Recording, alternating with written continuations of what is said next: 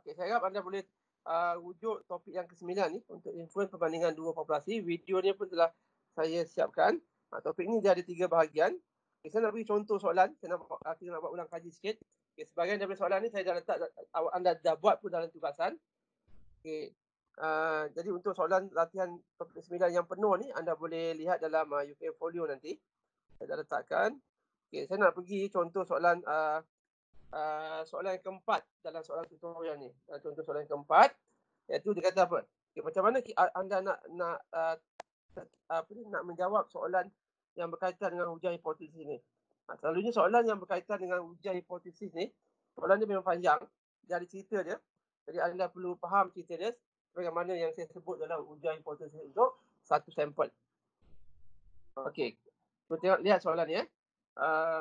Dia kata apa? Seorang pelajar mendakwa min kadar pertumbuhan penduduk rantau Asia adalah lebih rendah daripada min kadar pertumbuhan penduduk rantau Afrika. Beliau telah memilih secara awak 42 buah negara dari rantau Afrika dan 35 buah negara dari rantau Asia untuk menguji dakwaan tersebut. Ringkasan data seperti yang ditunjukkan dalam jadual di bawah. Kita ada rantau Afrika dan Asia. Kadar pertumbuhan penduduk, data dia ialah data peratusan. Kadar pertumbuhan penduduk, purata dia, min ialah purata. Bagi Afrika 1.99%, rantau Asia purata dia 1.68. Manakala sisian piawai ialah 0.97% dan bagi Afrika, Asia ialah 0.81%. Ini adalah data apa ni? Data daripada sampel.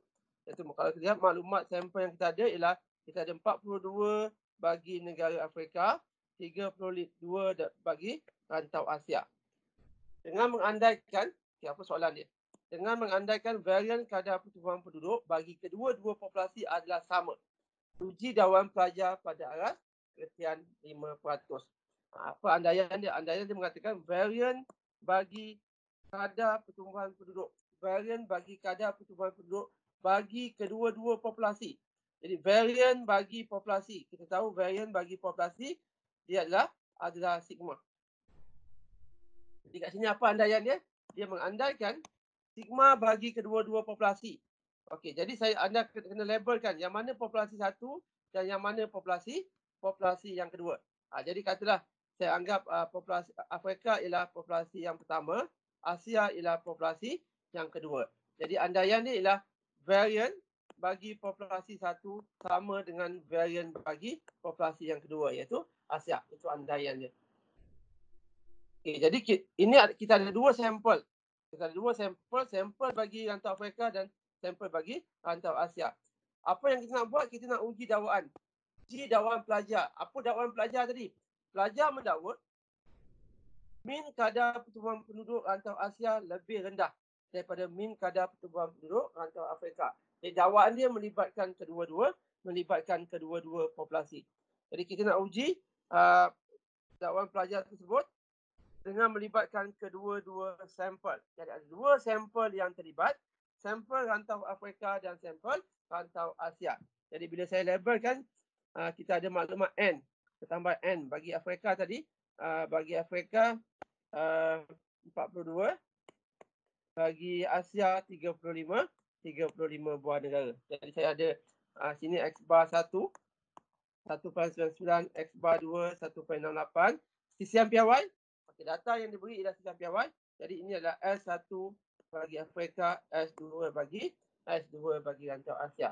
Jadi kita ada ujian hipotesis untuk dua sampel dengan andaian. Ada andaian sigma kuasa 21 bagi sigma kuasa 22. Lihat baik nota. Oh, jadi ujian hipotesis dua sampel. Jadi dalam nota dia adalah bahagian 9.2. Ujian hipotesis dua sampel dengan andaian sigma 1 sama dengan sigma 2. CMPY sama ataupun varian bagi kedua-dua yang sama. Dan nota soalan tadi berkaitan dengan 9.2. Okay, cuba kita pergi pada bahagian 9.2. Apa yang ada dalam nota 9.2 ni? Ujian hipotesis dua sampel bebas. Jadi dia ada ujian hipotesis dua sampel bebas. Kenapa dia dua sampel bebas? Kita ada sampel dua kawasan, Afrika dengan Asia. Jadi maksudnya bebas kat situ bermaksud negara yang berada di negara Afrika tak mungkin dia akan berada di rantau Asia. Jadi dia ada dua sampel bebas, dia melibatkan negara-negara yang berbeza dalam dua kumpulan yang berbeza. Itu maksud sampel bebas. Okey, jadi ni ujian dua hujung sebelah kanan, ujian dua hujung sebelah kiri, ujian dua hujung, ujian satu hujung sebelah kanan dan ujian satu hujung sebelah kiri. Jadi di sini kita nak tentukan H0 mana. Ini pattern bagi H0 dan H alternatif yang perlu digunakan. Jadi kita nampak kita ada mu1, mu2. Okey, jadi untuk langkah yang pertama kita nak tentukan ujian hipotesis dua sampel bebas.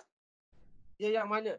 Ujian dua hujung sama ada ujian tersebut ujian dua hujung, satu hujung kiri atau satu hujung sebelah kanan. Okay, kita pergi balik kat nota kita tadi. Okey, kalau lihat dalam nota soalan yang keempat ni, kita ada dua sampel. Apa dakwaan pelajar tu tadi? Okey, macam mana nak bentuk H0, H alternatif? Kalau awak lihat dalam nota, bila nak bentuk H0 dan alternatif, tulis dulu maklumat yang dah pasti. Kita ada dua populasi. Dia mesti mu1 tolak mu2. Mu1 tolak mu2. Okey, nilai yang diuji mesti kosong. Untuk H0 mesti sama dengan kosong. Untuk H alternatif pun sama dengan kosong. Cuma simbol dia tidak semestinya hipotesis alternatif ni. Saya ulang ni sekali ya. Hipotesis null dia hanya menggunakan simbol sama dengan saja. Tapi bagi hipotesis alternatif ada tiga simbol yang digunakan. Sama ada simbol tidak sama dengan, lebih besar ataupun lebih kecil. Ini dalam hipotesis alternatif. Dia akan gunakan salah satu daripada tiga simbol tersebut. Dalam soalan ni yang mana paling sesuai? Tengok apa soalan tu beri. Kita nak uji dakwaan pelajar tersebut. Apakah dakwaan pelajar? Pelajar tu mendakwa purata kadar pertumbuhan penduduk rantau Asia lebih rendah daripada purata pertumbuhan penduduk rantau Afrika. Dalam kata lain, kadar pertumbuhan penduduk rantau Afrika lebih besar daripada daripada kadar pertumbuhan penduduk rantau Asia. Rantau Afrika berkaitan dengan populasi yang pertama, sampel yang pertama, dan tentu datang daripada populasi yang pertama. Rantau Asia, populasi yang kedua. Oleh yang demikian, mu1, kita ada mu1, mu2 tadi. mu1 untuk Afrika, mu2 untuk Asia. Dan kita perlu bentuk supaya perbezaan jika dakwaan pelajar mengatakan purata kadar pertumbuhan penduduk di rantau Asia lebih rendah daripada Afrika. Jadi mu2 lebih kecil daripada mu1 ataupun mu1 lebih besar daripada mu2. Jadi bila kita bentuk hipotesis alternatif kita, oleh kerana kita nak katakan mu1 tadi, kalau tengok ayat tadi dia kata apa? mu1 mesti lebih besar daripada mu2. Ataupun mu2 lebih kecil daripada mu1. Jadi perbezaan antara mu1 dan mu2 mestilah lebih besar daripada kosong. Itu maksud nilai mu1 lebih besar daripada mu2. Jadi kat sini untuk ujian hipotesis alternatif, simbol yang kita perlu gunakan ialah simbol lebih besar. Dia jadi ujian hipotesis satu hujung sebelah kanan. Ujian hipotesis satu hujung sebelah kanan. Jadi hipotesis alternatif akan mewakili dakwaan pelajar. Jadi ujian hipotesis kita satu hujung sebelah kanan. Jadi kalau balik pada nota, lihat pada nota. Ujian satu hujung sebelah kanan. Ini seperti yang saya tunjukkan ni. Okey. Ini kita gunakan H0 dan H alternatif seperti yang saya tunjukkan ni. Anda boleh gunakan opsi-opsi yang lain yang warna biru dan yang berada di sebelah kanan dia. Sama ada nak gunakan pattern gini atau begini ataupun yang di hujung ni adalah sama. Okey, apa statistik ujian dia? Ujian hipotesis mesti ada statistik ujian. Ujian hipotesis mesti ada statistik ujian. Ini kawasan penolakan. Ujian satu hujung sebelah kanan, kawasan penolakan dia akan di sebelah kanan. Statistik dia T. Kita gunakan statistik T. Jadi bila kita gunakan statistik T, okey, ini dia statistik ujian dia.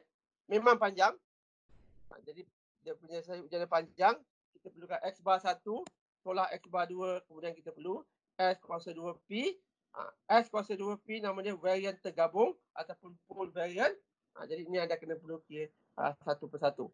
Okay, saya perlu kira berapa nilai X bar 1, X bar 2, kemudian nilai nilai SP, nilai N1, N2, kemudian kita perlukan S kuasa 21 dan S kuasa 22. Okay, semua maklumat ni ada dalam jadual ni. Ada dalam jadual dalam soalan. Okay, cuma dalam soalan diberi S, kita perlukan S kuasa 2. Jadi kita perlu kuasa 2 kan kawasan nilai sisi ampere Y. Jadi kalau lihat dalam cara nak menjawabnya, awak kena berhati-hati part ni. Ada kerja yang perlu awak buat. Yang pertama, kalau saya kecilkan, kita perlukan kita perlukan untuk dapatkan statistik T ni, belum boleh kira statistik T, awak perlu kira S kuasa 2P. S kuasa 2P. Jadi kalau kita lihat S kuasa 2P berdasarkan maklumat dalam jadual di atas, semuanya ada di atas. Jadi S kuasa 2P sama dengan N1 tolak 1. N1 tolak 1. N1 Afrika. 42 tolak 1, 41. Darab dengan S kuasa 2, 1. Dalam soalan diberi tadi S. S dia ialah 1.99. Jadi awak perlu kuasa 2 kan. Sebab dalam soalan diberi S saja. Kalau dalam soalan diberi S kuasa 2, tak perlu kuasa 2 kan lagi dalam formula. Kemudian campur dengan untuk yang kedua. N2 pula. N2 Asia. 35 tolak 1, 34. Bagi dengan soalan beri S. S kuasa 2, 1.68 kuasa 2. Bahagi dengan N1 campur N2. N1 42 campur N2 35 tolak 2. Dan anda selesaikan. S kuasa 2 P sama dengan S kuasa 2P kalau anda kira lebih kurang 0.81812. Ini varian tergabung yang perlu anda kira. Okay. Apa lagi yang kita nak? Kemudian S kuasa 2P pun kita dah kira. Jadi kita kena kira statistik T. Okay. Statistik T yang ni. Kita perlu X bar 1 tolak X bar 2. Okay. Statistik T sama dengan X bar 1 tadi. X bar 1 tengok jadual 1. Okey, saya tersilap je. Saya tersilap ambil data ni. Sebab tu kena berhati-hati. Saya nak betulkan balik. Yang saya silap ialah yang ini. 1.99 ni bukannya S, itu adalah X bar. Ini adalah 0.97. 1.68 ni pun bukannya S tadi, itu adalah X bar. S dia ialah 0.81. Sebab tu berhati-hati bila ambil maklumat dalam soalan. Jangan salah kira. Jadi T saya akan jadi X bar 1 tolak X bar 2. 1.99 tolak dengan X bar 2. 1.68. Pembawa dia panjang. Kita perlukan SP kuasa 2 darab 1/N1 campur 1/N2. Punca kuasa 2. Jadi saya perlu dapatkan punca kuasa 2. S kuasa 2P tadi 0.812 darab 1/N1 tadi 42 campur 1/N2 35. Dan selesaikan, anda akan dapat nilai dia di sini, statistik T. Statistik T sama dengan kalau anda selesaikan lebih kurang 1.50503 statistik T. Okey, jadi untuk buat keputusan sama ada kita tolak eksternal ataupun gagal tolak eksternal, apa yang kita perlu buat ialah kita perlu, kalau ikut oleh kerana ujian hipotesis satu hujung tadi sebelah kanan.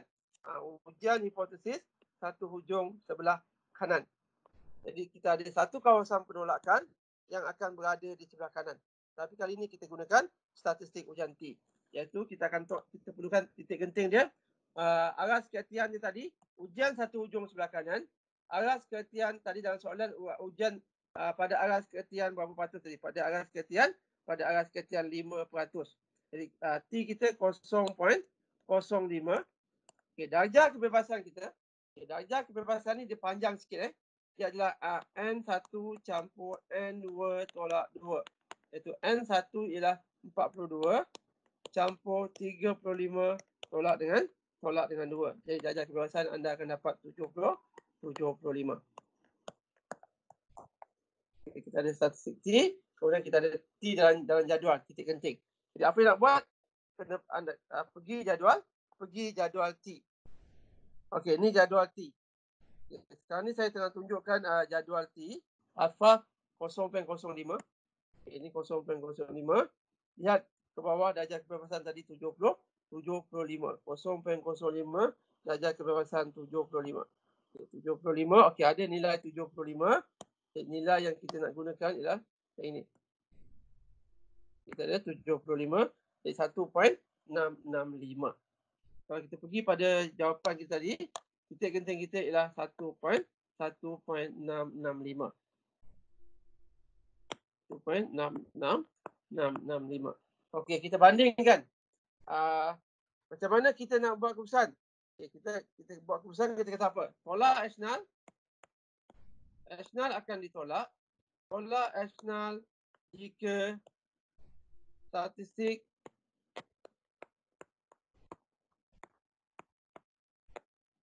statistik T yang kita kira tadi lebih besar daripada 1.665.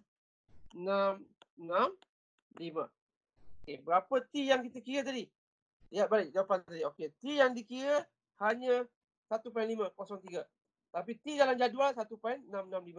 Kita kata tadi, H0 akan ditolak jika T yang dikira lebih besar daripada T dalam jadual. Tapi malangnya, T yang dikira lebih kecil daripada T jadual. Jadi kesimpulan dia ialah H0 gagal keputusan dia ialah H0 gagal ditolak.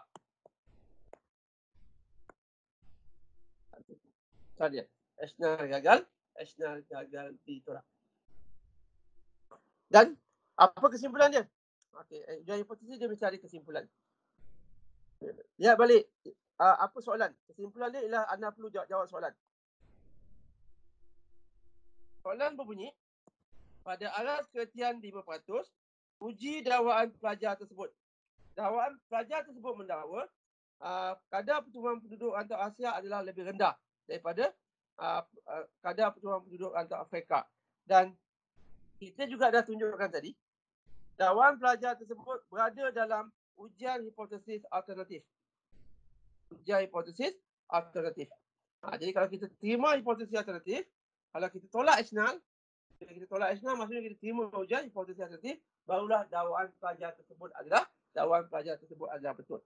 Tapi bila kita buat keputusan tadi, apa keputusan kita tadi? Keputusan kita tadi ialah H0 gagal ditolak. H0 gagal ditolak. Jadi apabila H0 gagal ditolak, ini bermaksud bila H0 gagal ditolak, ini bermaksud dakwaan pelajar tersebut tidak benar ataupun tidak tepat. Jadi bahagian kesimpulan untuk ujian hipotesis, anda mesti tulis ayat seperti ini berdasarkan pada soalan. Pada aras keretian 5%, dakwaan pelajar tersebut adalah tidak benar. Cukup kalau anda tulis begitu. Ataupun pada aras keretian 5%, dakwaan pelajar adalah tidak tepat. Ataupun dakwaan pelajar tidak boleh diterima pada aras keretian 5%. Itu cara nak jawab ujian hipotesis.